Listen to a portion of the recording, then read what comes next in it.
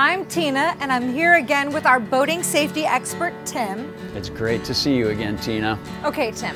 Beside other recreational vessels, there are dozens of other commercial vessels you may encounter while boating. What exactly is a commercial vessel?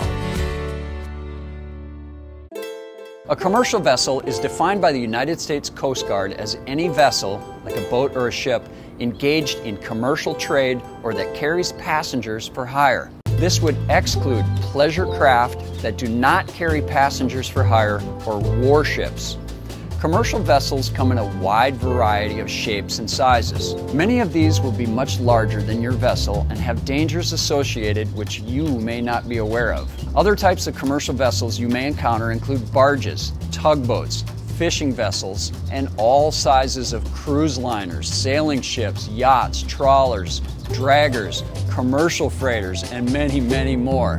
Many of these vessels are constrained by their size and draft, and it is up to you and everyone else involved in the operation of your vessel to know the rules while operating in their vicinity. We are here in the Full Mission Bridge Simulator at the U.S. Coast Guard Training Center, Yorktown, Virginia.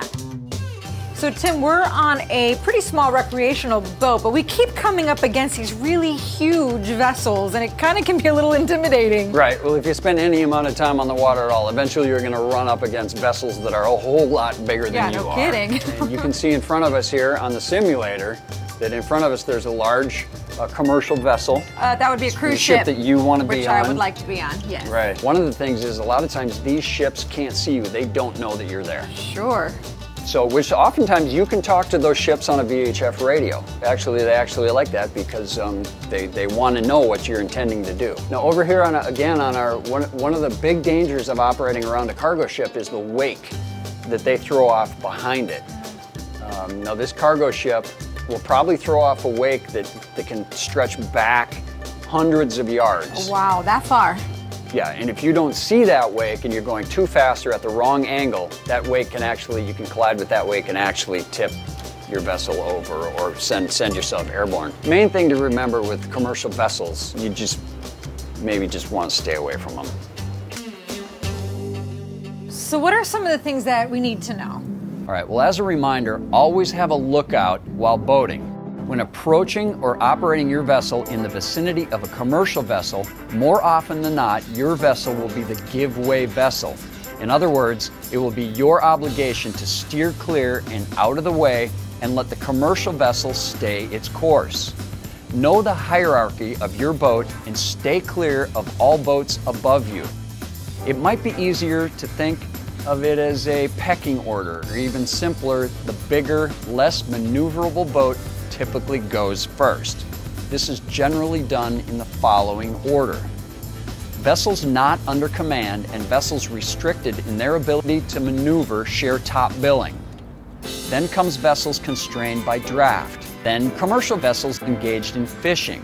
Then sailing vessels, then power-driven vessels, and finally seaplanes. What do you do when you need to overtake a commercial vessel? When you have to overtake a commercial vessel, use sound signals to reach agreement with the vessel. Then the burden is on you, the giveaway vessel, to steer clear until it is totally past and safely clear of the commercial vessel. Well, you know, it's always a challenge when you run up against somebody who is not confident, especially when you get into close quarter situations like passing a barge through a bridge. One time I was bringing a barge through a bridge and two jet ski guys came running up alongside of me with about 2 feet of clearance. And I mean, there was a huge potential for an accident. So being experienced and educated would be a lot of help out on the water. Big plus. Now, can we talk danger zones? Danger zones, of course. As a boat operator, you've got to think about and be aware of what commercial vessels are doing in their normal course of business and act accordingly.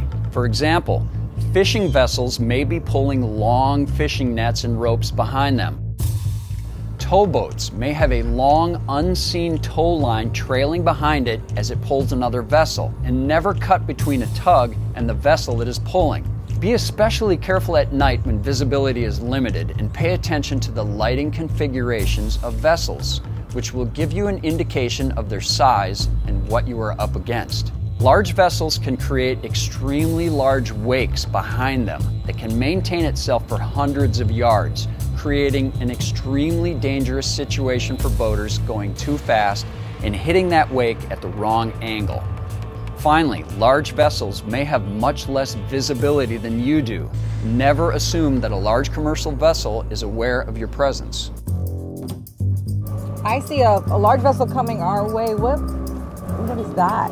Okay, well that's one of the many barges that come through this area. They're careful to stay in the channel. We'll get a little closer, but they are coming our way, and they'll stay over to that side, in the deeper side of the channel. And if they're doing everything right, they should have a lookout posted in the front of that thing so that they can see what's going on at all times. You got to remember too, a lot of times those bigger barges can take up to a mile to stop. Wow. They actually can't stop in the water for up to a mile. So if you get trapped into the front of that barge, you're in big trouble. It is up to you to operate your vessel in safe fashion. Always be aware of your surroundings and use common sense. And I will say it again, remember, the information we talked about in this video was pretty basic. It will not substitute for getting into and understanding the rules of the road from a NASBLA-approved boating safety course. And we urge you to go to www.nasbla.org, find a course, and sign up today. Until then, safe boating.